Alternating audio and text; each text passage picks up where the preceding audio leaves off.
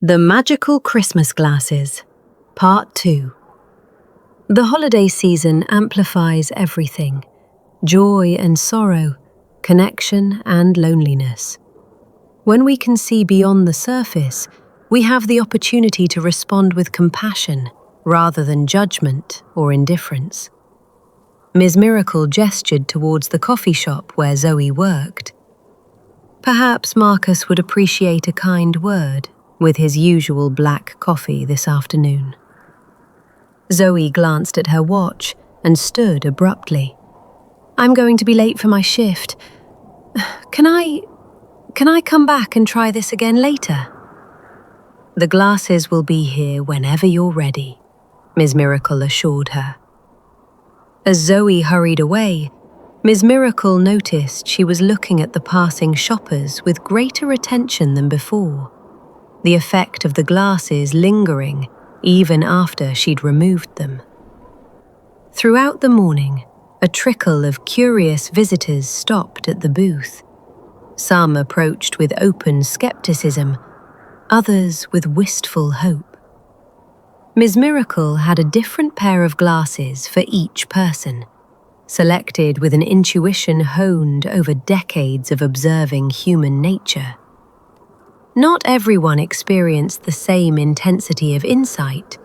The glasses seemed to work in proportion to the wearer's willingness to truly see. But no one left the booth quite the same as they had arrived. A harried mother who tried on a pair of vintage frames suddenly noticed her daughter's increasing anxiety amid the holiday chaos and took a moment to kneel down and offer reassurance. A teenage boy who had been dragged to the mall by his parents discovered, through round tortoiseshell glasses, that his father's insistence on shopping together was driven not by a desire to control, but by a fear of his son growing distant as he matured. By early afternoon, word had begun to spread. Mall employees on their breaks made detours to visit the curious booth with its even more curious proprietor. Shoppers who had tried the glasses returned with friends in tow. A small line formed, people waiting patiently for their turn to see the world differently, if only for a few moments. Ms. Miracle welcomed each visitor with the same calm attention, never rushing despite the growing interest. For some, she offered gentle guidance about what to look for.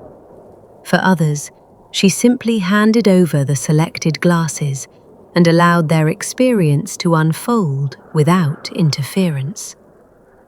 Not everyone was transformed, of course. Some people returned the glasses with polite confusion, unable or unwilling to see beyond their preconceptions.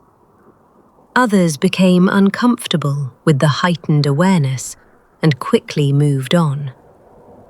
Ms. Miracle accepted these responses with the same equanimity as the more positive ones, understanding that people could only receive what they were ready to embrace. Around 2:00, a mall security guard approached. Marcus, whom Zoe had observed earlier. He stood awkwardly at the edge of the booth, not quite in line, but clearly interested. "Ma'am," he began formally, "I need to verify that your activity here is authorized."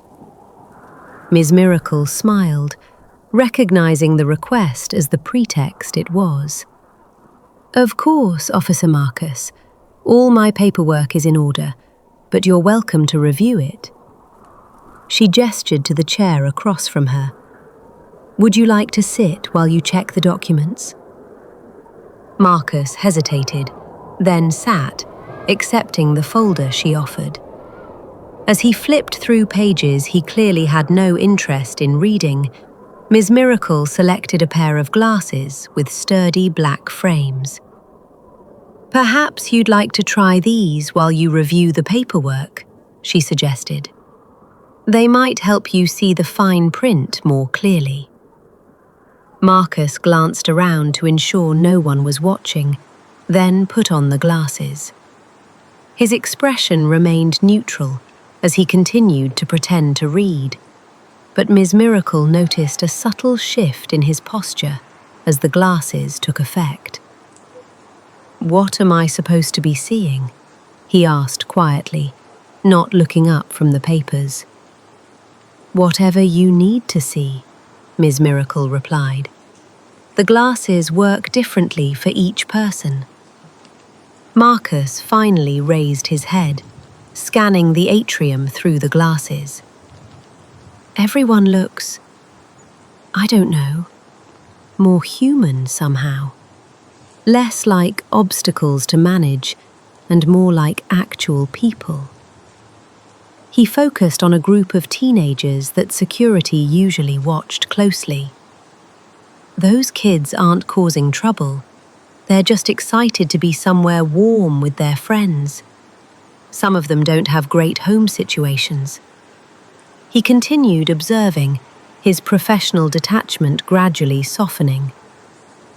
That old man sitting alone by the fountain. He's waiting for someone who isn't going to show up, isn't he? Ms. Miracle nodded. His wife of 52 years. She passed away in March, but they always did their Christmas shopping together on this date. He couldn't bear to break the tradition.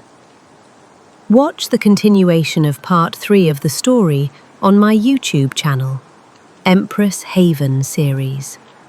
Like, comment, share and subscribe for more royal content.